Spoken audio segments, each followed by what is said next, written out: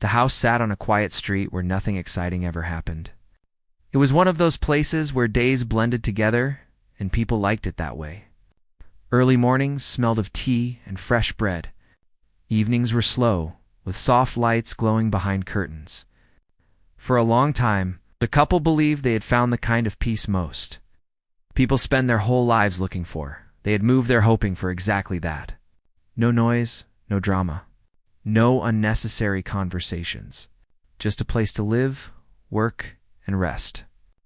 They were polite but distant, the kind of neighbors who nodded when passing, but never stayed long enough to gossip. They kept their lawn clean, paid their bills on time, followed every rule that was written, and even the ones that weren't. At first, everything felt normal, but slowly, almost too slowly to notice, small things began to change. It started with looks, long looks, curtains shifting when they stepped outside, conversations that suddenly stopped when they walked past. At first, it felt like imagination. After all, everyone gets curious about new people. The husband brushed it off, telling himself he was overthinking. The wife noticed too, but she said nothing. She had a calm way about her, the kind that made problems feel smaller just by being near her. She believed in patience. She believed most people meant no harm, even when their actions suggested otherwise. A few weeks later, the first complaint came. It was about the trash bin. Someone claimed it was left out too long. It wasn't true, but it was minor, so they didn't argue. The husband brought the bin in earlier from then on. Problem solved, or so he thought. Then came another issue. A note slipped under the door unsigned, saying their porch light was too bright at night. Again, they adjusted it. No conflict. No confrontation, but the complaints didn't stop. Someone reported that their car was parked slightly outside the line. Another time, someone claimed loud noises late at night, even though both of them were asleep by then. Each complaint alone meant nothing. Together, they formed a pattern. The husband started feeling uneasy in his own home. He began double-checking everything. Doors, lights, windows. He lowered his voice when speaking. He turned the television down, even when it was already quiet. Living carefully became a habit, not a choice. Still, he believed it would pass. The wife remained steady. She never raised her voice. She never showed anger. When asked if the situation bothered her, she simply said, "People get bored. Bored people create problems." And what the husband didn't know was that boredom wasn't the real issue. The neighbors had started building stories. Whispers spread quietly at first, then louder. The couple was strange. They kept to themselves too much. They were always watching. None of it made sense, but it didn't need to. Suspicion rarely does. One afternoon, the husband noticed someone taking photos of their house from across the street. When he stepped outside, the phone was lowered quickly, and the person walked away as if nothing happened. That was the first time fear crept in. He told his wife what he saw. She listened carefully, then nodded. She told him not to react. Not yet. She said, "Reacting too early only gives people what they want." Her calm confused him, but he trusted her. Days passed. Then weeks. The atmosphere grew heavier. Friendly nods disappeared. Some neighbors stopped acknowledging them completely. Others stared openly now, without shame. One evening, as the couple sat together after dinner, a loud knock echoed through the house. The husband's heart jumped. But when he opened the door, it was just a community notice. Another complaint. This time, about suspicious behavior. No details. No explanation. That word stayed with him all night. Suspicious. He replayed everything they had done. Every routine. Every habit. Nothing stood out. They went to work. They came home. They lived quietly. What could possibly be suspicious about that? The wife noticed his restlessness. She placed a hand on his shoulder and told him to sleep. Some storms announce themselves, she said softly. Others arrive quietly. He didn't understand what she meant at the time. Over the next few days, the tension became impossible to ignore. The husband felt watched even inside his own home. The walls no longer felt safe. The silence outside felt loud, heavy with judgment. Then came the final warning. A formal letter arrived, stating that authorities had received multiple reports and would be looking into the matter.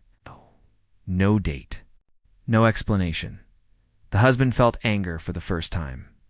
Real anger, not fear. Not confusion. Anger. He wanted to confront the neighbors, demand answers, clear his name, but the wife stopped him. "Let them do what they think is right," she said. "The truth doesn't need shouting." So that night, sleep refused to come. Every sound felt amplified. A passing car, a door closing somewhere down the street. Footsteps then, just as the house settled into deep silence. Headlights washed over the front window. A car stopped outside. Then another. The knock that followed was not gentle. It was official. And in that moment, standing in the dark hallway, the husband realized this was no longer about neighbors. This was about something far bigger.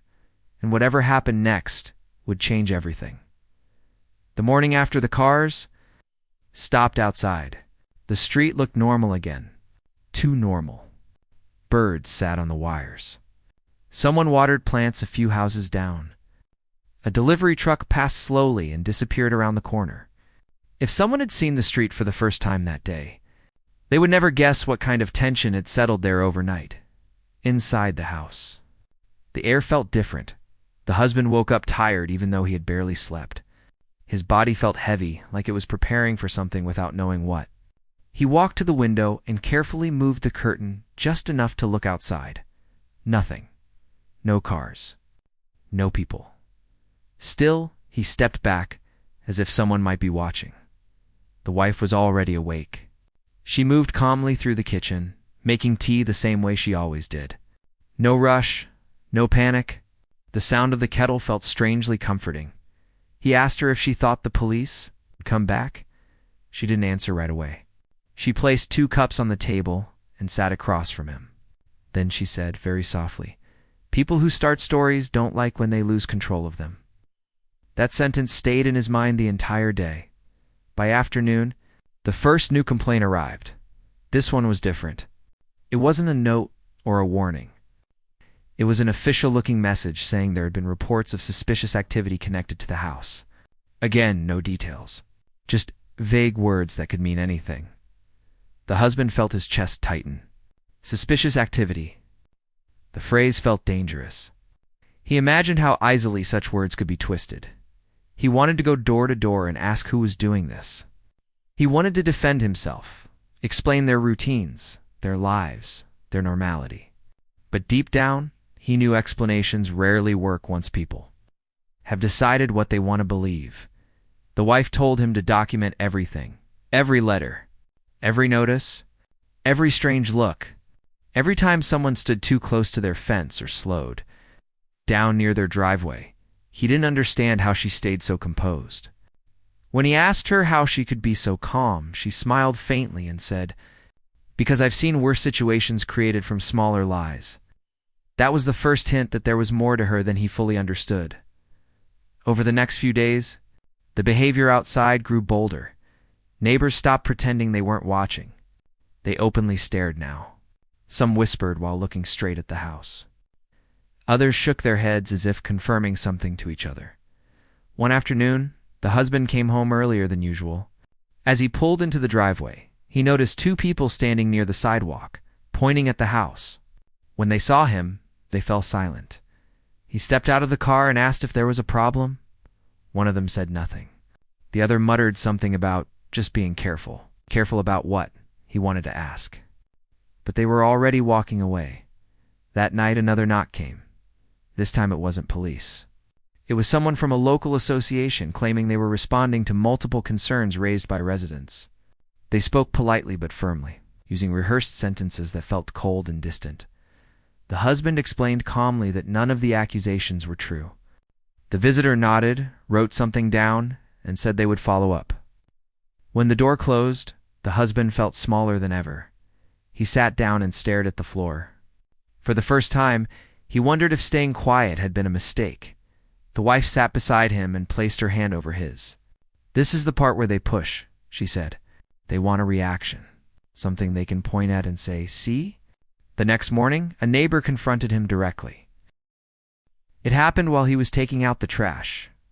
The neighbor stood too close, speaking in a low voice, accusing him of behavior that made no sense. The words were sharp, filled with confidence, as if the accusations had already been proven. The husband tried to explain, tried to stay calm, but the neighbor cut him off and said, "People are watching you." That sentence felt like a threat. The wife had seen the exchange from the window.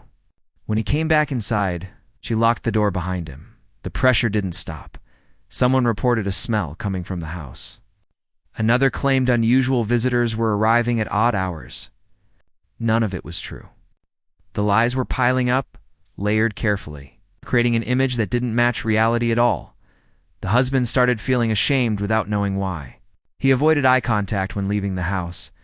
He felt like he had done something wrong even though he hadn't. The wife noticed this change in him. One evening, she sat across from him and spoke more seriously than she had before. She told him that sometimes people create enemies because it gives them purpose. She told him that fear spreads faster than truth.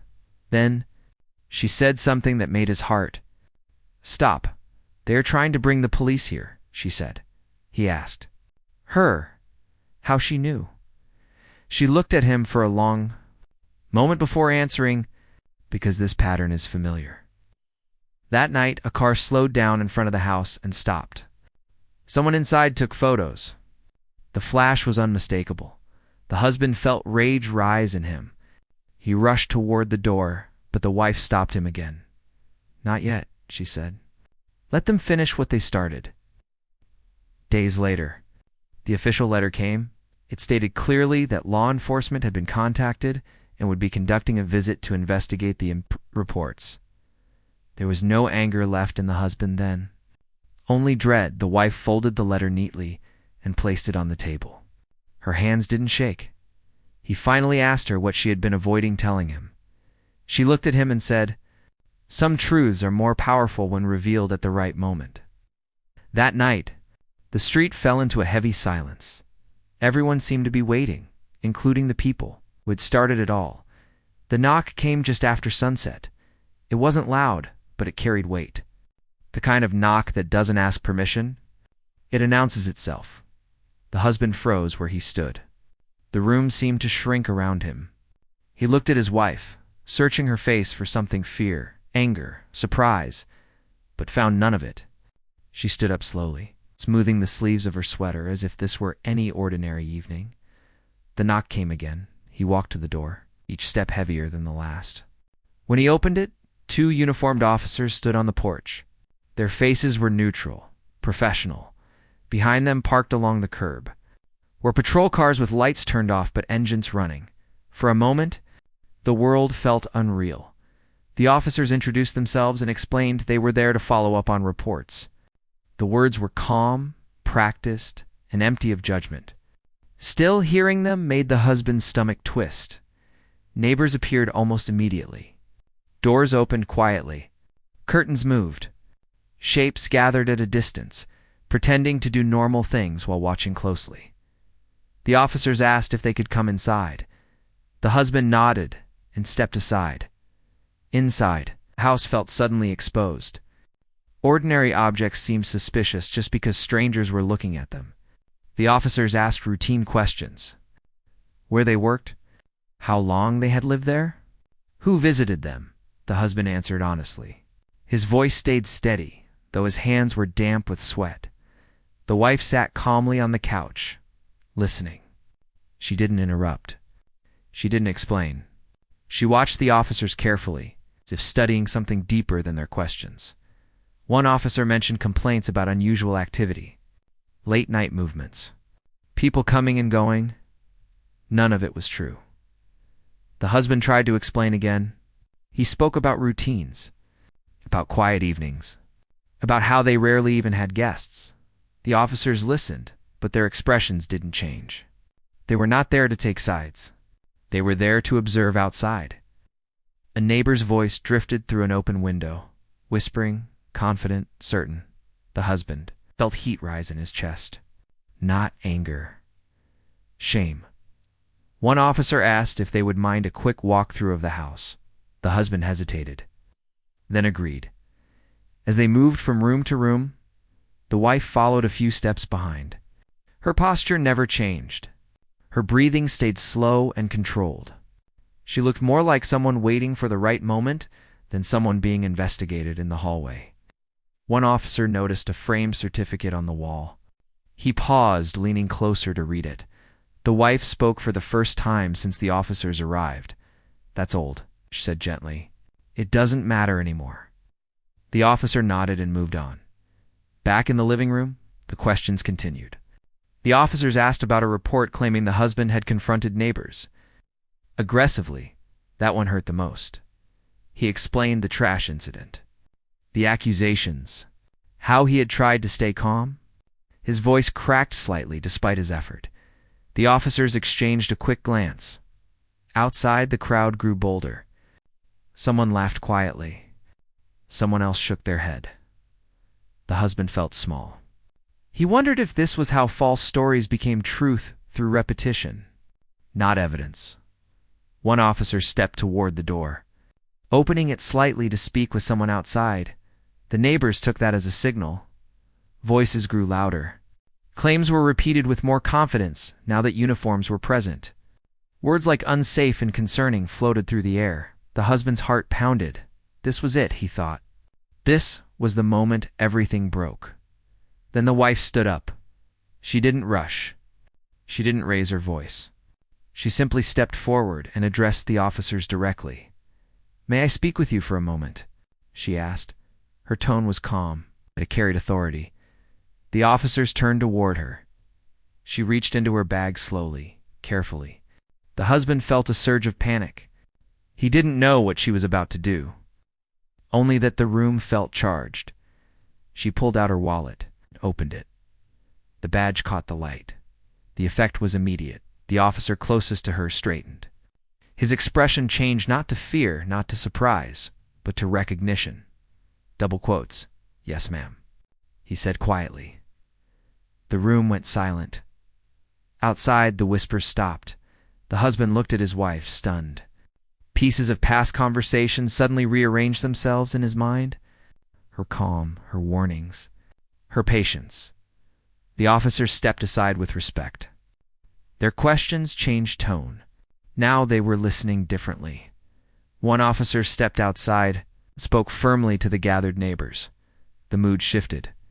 The people who had been so confident moments ago avoided eye contact.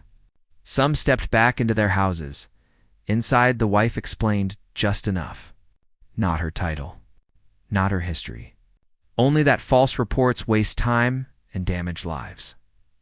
The officers nodded. They apologized for the distress caused and assured the couple that the matter would be addressed properly as they prepared to leave. One officer turned back and looked at the husband. "You did the right thing by staying calm," said. The door closed behind them. Outside, engines started. The street returned to silence, but nothing would ever feel the same again. The husband looked at his wife, his voice barely a whisper. "You knew this would happen," he said. She nodded. "And you let it happen," he added. She met his eyes. Sometimes, she said softly, "People need to see the truth all at once." After the police cars disappeared from the street, the house felt strangely quiet. Not the calm kind of quiet that brings peace, but the heavy kind that follows a storm. The husband stood near the door for a long time, listening to the fading sound of engines. As if expecting them to come back, the wife moved into the kitchen and poured 2 glasses of water. Her movements were slow and steady, the same way they always were. Nothing about her suggested that anything unusual had just happened. The husband finally sat down, his head in his hands. For a few minutes, neither of them spoke. Then he looked up at her and asked the question that had been building inside him for weeks. "How long?"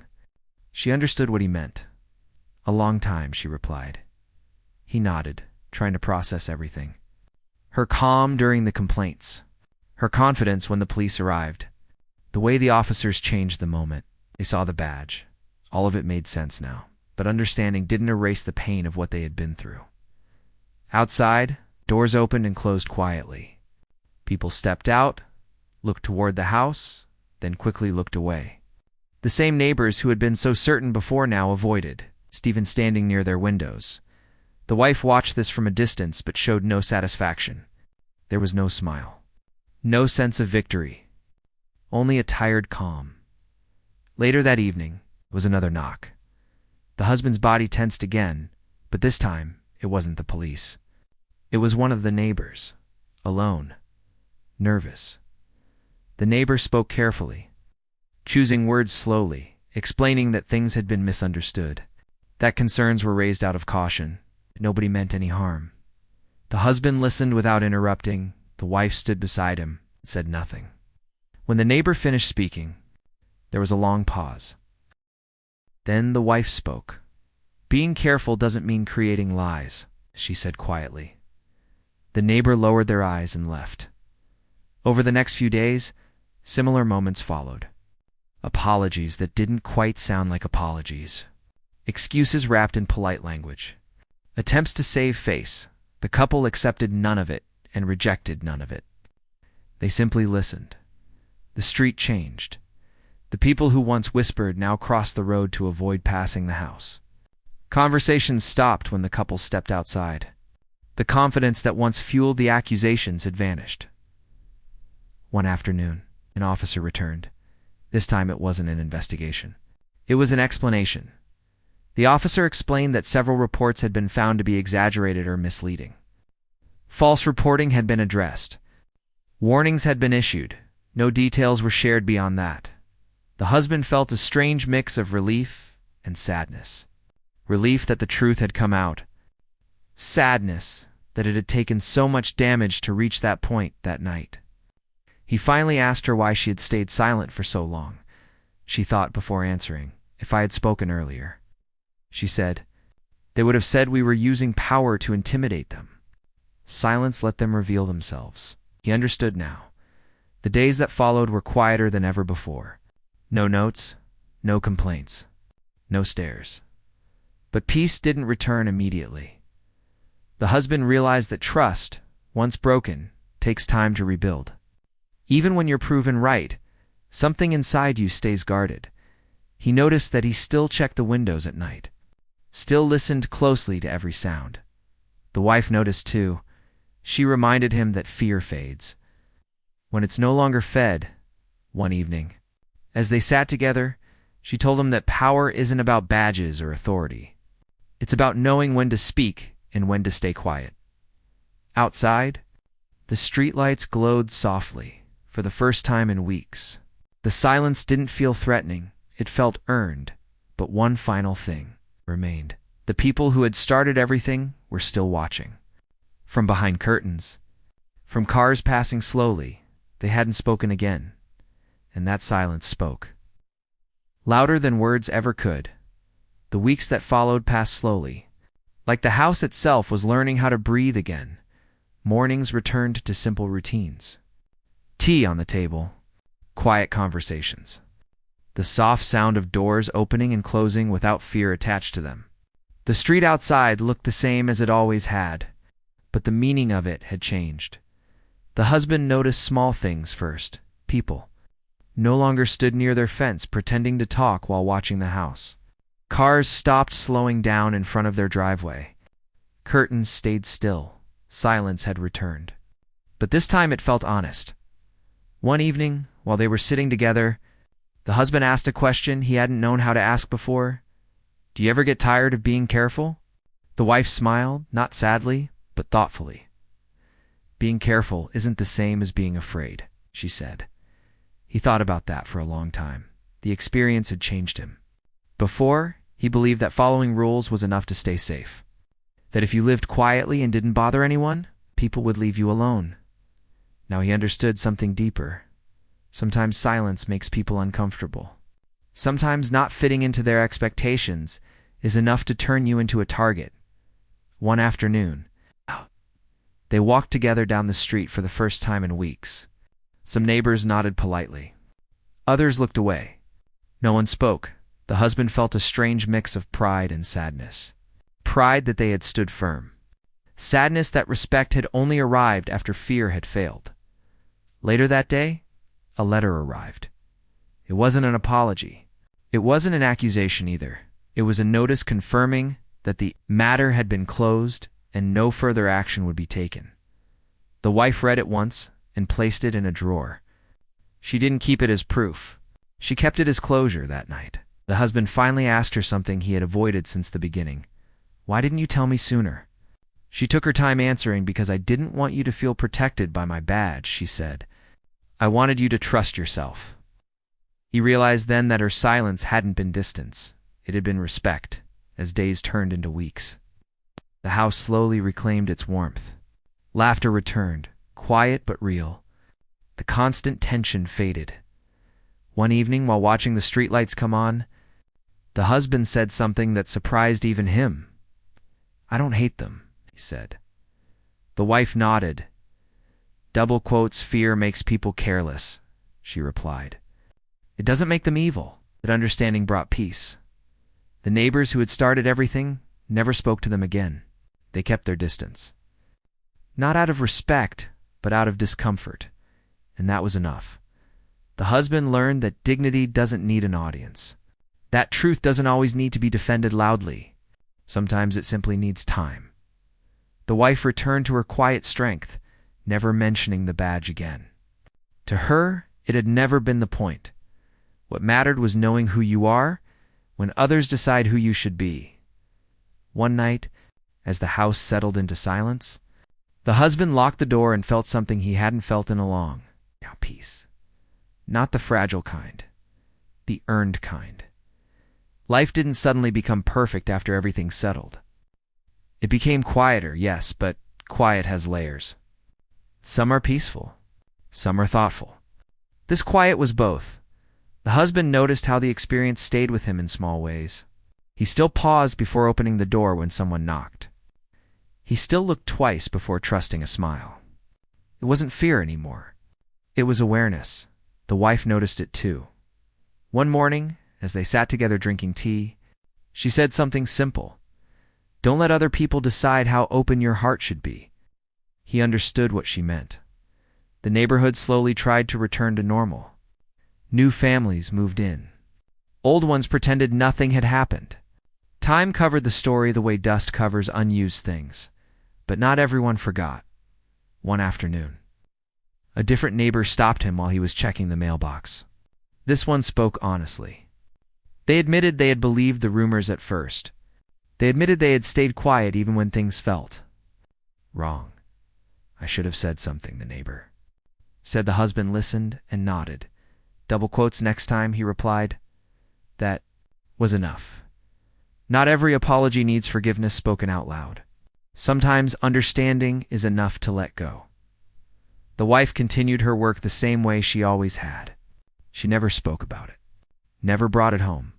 To her, it was just responsibility, not identity, watching her. The husband learned something important. Strength doesn't always announce itself. Sometimes it sits quietly and waits.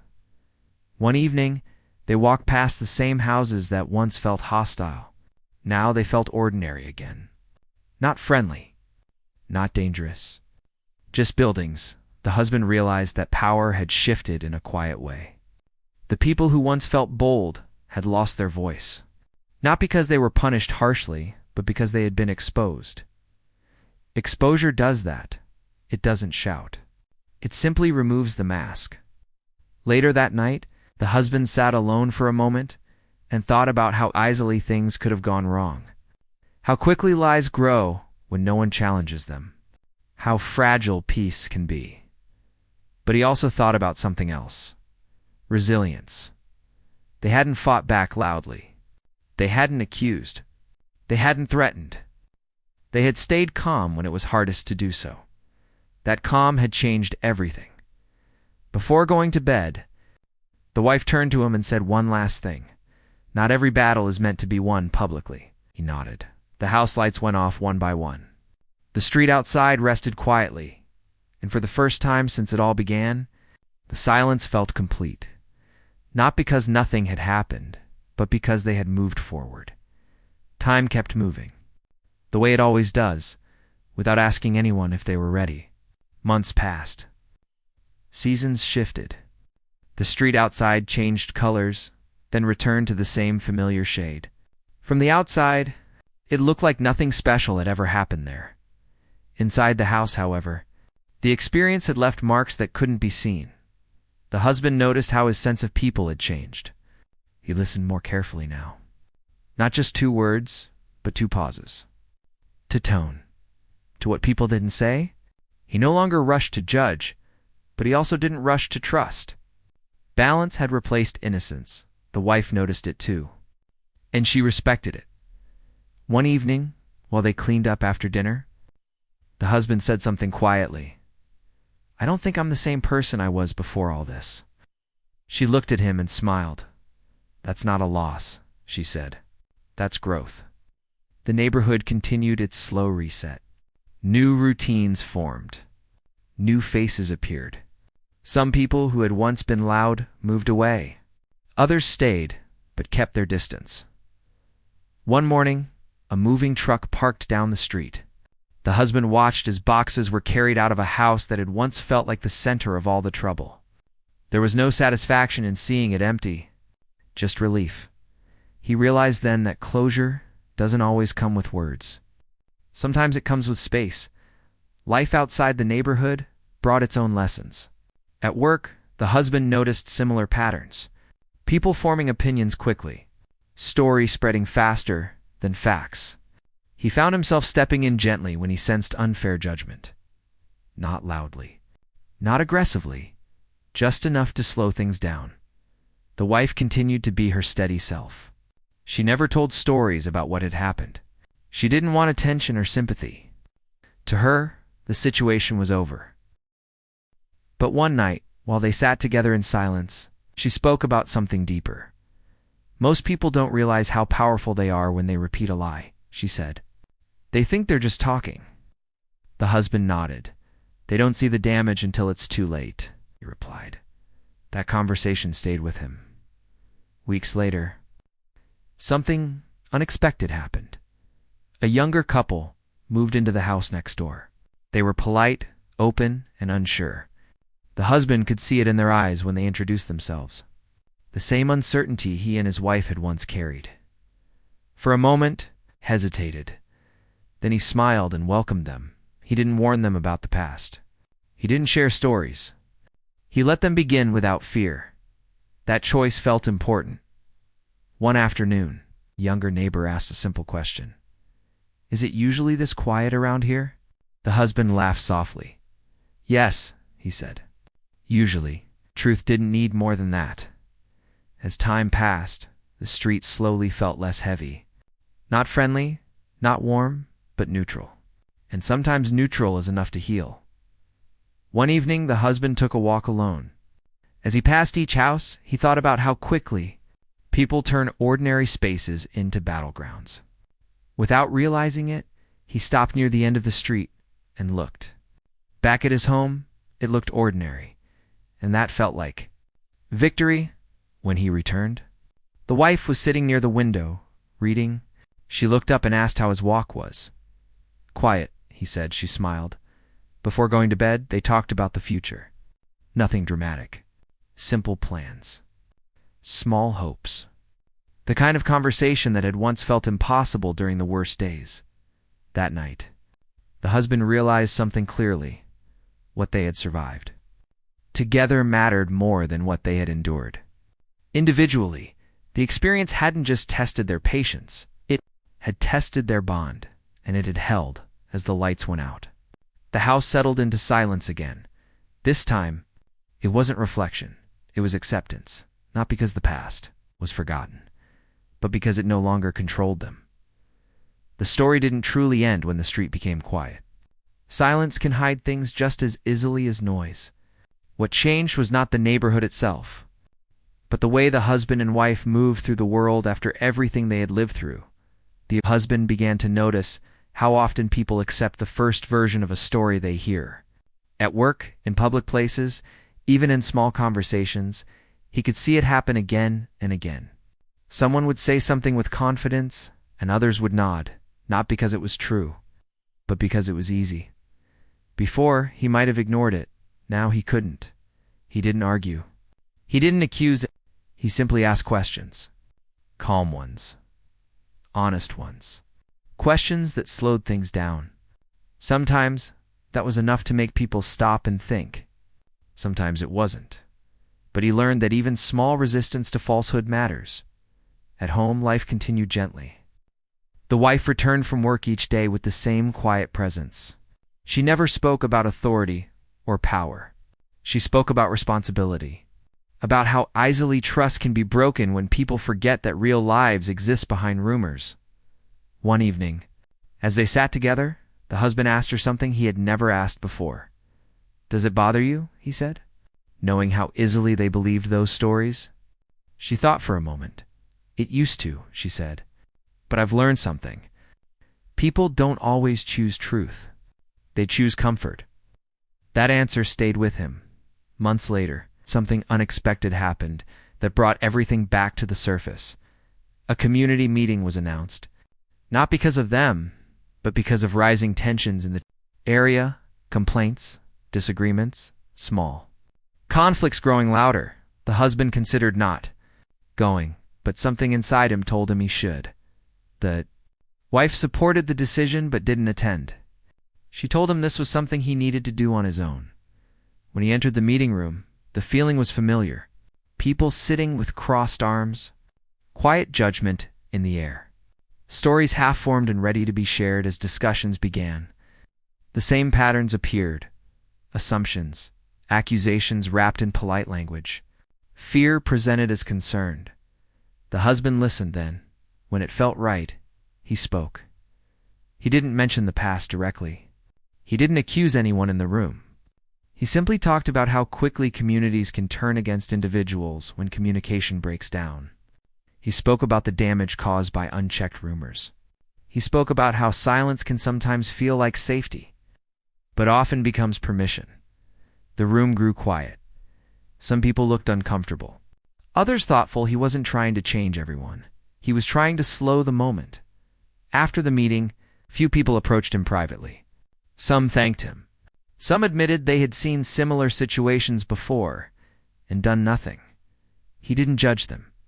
He understood now how easy it is to stay quiet.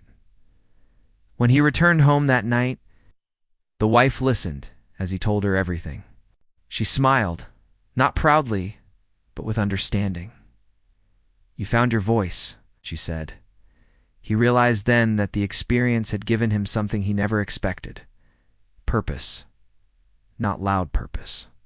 Not dramatic purpose, but steady purpose.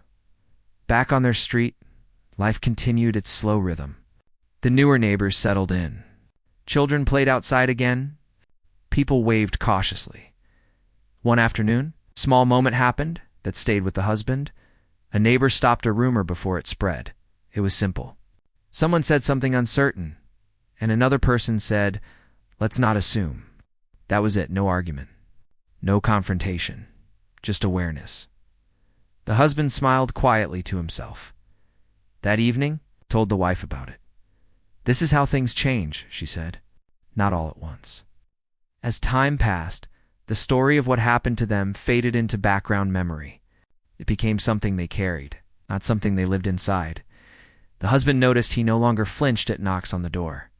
He no longer felt watched when walking outside. The fear had finally loosened its grip, but the lessons stayed. One night, sitting in the same living room where everything had once felt exposed, the husband looked around and felt gratitude, not because they had been protected, but because they had endured. The wife joined him, and they sat together in silence. He realized that real strength doesn't always come from authority.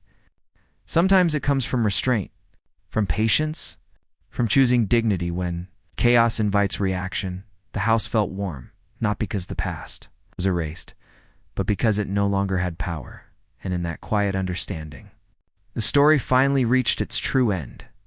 The past has a strange way of returning, not as fear, but as memory. By the time a full year had passed, since the night the police stood at their door, the street had almost forgotten. Almost. For the husband, forgetting was never the goal. Understanding was. He noticed how the experience had reshaped his sense of responsibility, not just toward himself and his home, but toward truth. He no longer believed that silence was always the safest choice. Sometimes silence protects peace. Other times, it protects lies. Life continued in its ordinary rhythm. Workdays came and went. Weekends passed quietly. The house felt lived in again, not guarded. The wife moved through her days with the same quiet discipline, the same steady balance between firmness and kindness. Yet something inside the husband kept nudging him forward. It wasn't anger, it wasn't pride, it was awareness. One afternoon, while running errands, he overheard a conversation at a nearby shop. Two people spoke about a family down the road. The tone was familiar, careful words hiding judgment. Concern used as cover for suspicion. The husband felt a tightening in his chest. He recognized the beginning of a pattern. He could have walked away. No one expected him to get involved. It wasn't his business. That was the old thinking. Instead, he paused. He didn't interrupt. He didn't accuse. When there was a natural break, he simply asked, "Do you know them?" The question caught them off guard. They admitted they didn't. He nodded and said, calmly, "Then maybe we should be careful with stories that can't be undone." There was an awkward silence. The conversation ended. The husband walked away feeling something unfamiliar. Peace. Not because he had fixed everything, but because he had acted when it mattered. When he told his wife later that evening, she listened carefully. Then she said something that stayed. With him for days, you stopped something. Small, before it became something cruel. That was when he realized the full weight of what they had lived. Through it hadn't just been an attack on their peace. It had been a lesson. Over the following months, similar moments appeared. Small situations where truth could either be defended gently or abandoned quietly. The husband didn't seek them out. They found him. At a community gathering, someone joked about calling authorities over a minor disagreement. The laughter felt uncomfortable. The husband spoke up, not to lecture, but to remind. "Those calls don't disappear once they're made," he said. The room fell quiet. People listened. Not everyone agreed. Not everyone needed to. The point was planted. The wife watched these changes with quiet pride. She never pushed him, never guided him openly. She understood that growth feels stronger when it's chosen. At home, their conversations deepened. They talked about trust, about how fragile reputation can be, about how easily power shifts when people forget empathy. One night, the husband asked her something personal. "Do you ever wish you had handled it differently?" She thought carefully. "No," she said, "because if I had stepped in earlier, you might have felt protected. Instead, you learned how strong you already were." That answer stayed with him. As another season changed, the street outside their home looked almost welcoming. New faces waved. Children played. The past felt distant, but the husband knew better. Communities don't heal because time passes. They heal because people choose to act differently. One evening, while sitting on the porch, he noticed a neighbor helping someone they barely knew. It was a small gesture, but meaningful. A sign that fear was loosening its grip. The husband smiled quietly. The wife joined him, and they sat together watching the sky darken. "You've changed," she said. "So have you," he replied. She shook her head gently. "No," she said. "I just trusted the process." I realized then that the badge had never been the turning point. It had only revealed what was already there. The real change came afterward, in how they chose. Patience over reaction, in how they chose dignity over revenge, in how they chose truth over comfort. As the night grew quiet, the husband felt a deep sense of closure, not because the story was forgotten, but because it had finally been transformed into something useful, a warning, a lesson, and, unexpectedly, a guide. The house stood calm behind them. The street rested in silence, and for the first time, the husband knew that whatever stories might come next, he would not be afraid to meet them. because now he understood the power of speaking at the right moment and the peace that comes from doing so. The story did not end with a single lesson or a clear finish line. Real life rarely does. Instead, it continued quietly, shaping itself around what had already happened, like water flowing around a stone that could not be moved. Years passed, not in a dramatic way, not with announcements or milestones. Just time doing what time always does, moving forward while people slowly adjust to who they have become. The husband sometimes thought back to the person he had been before everything happened. That version of him felt distant now, almost like someone he used to know rather than someone he once was. Back then, he believed safety came from staying unnoticed, from blending in, from avoiding conflict at all costs. Now he understood that invisibility does not always protect you. Sometimes it invites others to decide your story for you. That understanding followed him everywhere at work. He became someone people trusted with difficult conversations, not because he spoke loudly, but because he listened carefully. When misunderstandings started to form, he learned how to slow them down before they turned sharp. People noticed that. They began to seek his opinion not for answers, but for balance. He never told them the full story of what had happened at home. He didn't need to. The lesson lived in how he responded to things now. The wife remained steady, just as she always had been. Her work changed over time. Responsibilities shifted. Days grew longer, then shorter again. Through it all, she carried herself with the same quiet discipline.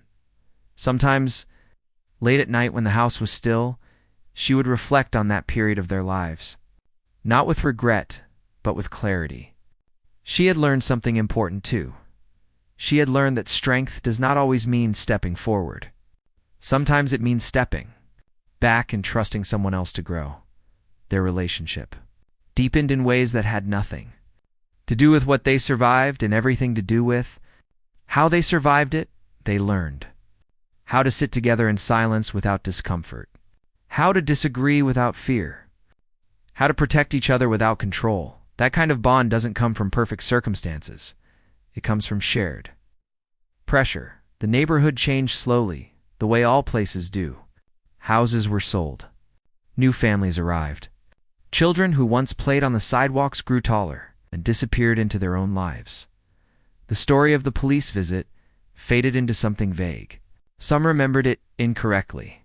Others didn't remember it at all. That was fine. The husband understood something important by then.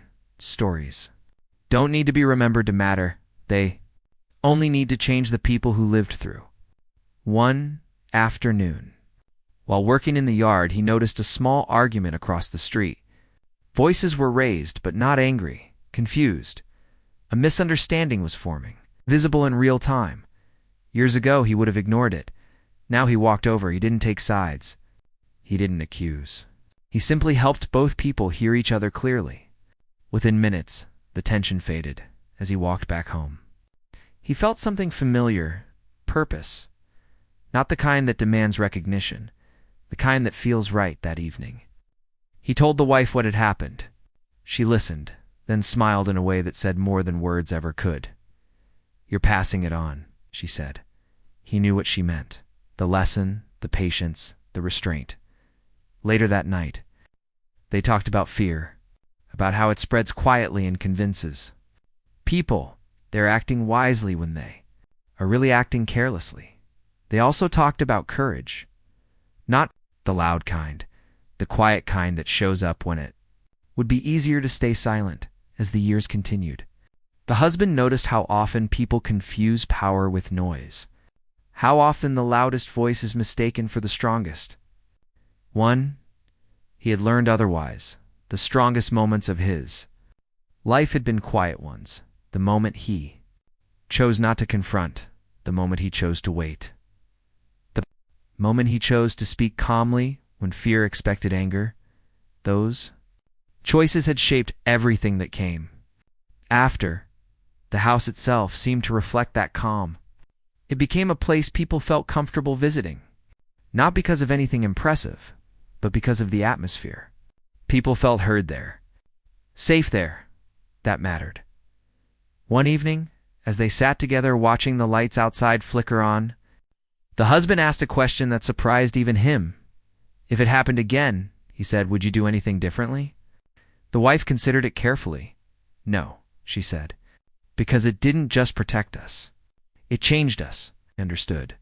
Protection fades, change lasts, as the night grew quiet. The husband felt something settle inside him completely. The fear was gone. Not buried, gone. What remained was awareness, compassion, and a sense of responsibility to control stories. But to slow them down before they cause harm. The street outside was peaceful. Not perfect, just human. And that was enough, because the real ending of the story was not the night the police came. It was every moment after, when they chose who they would become because of it.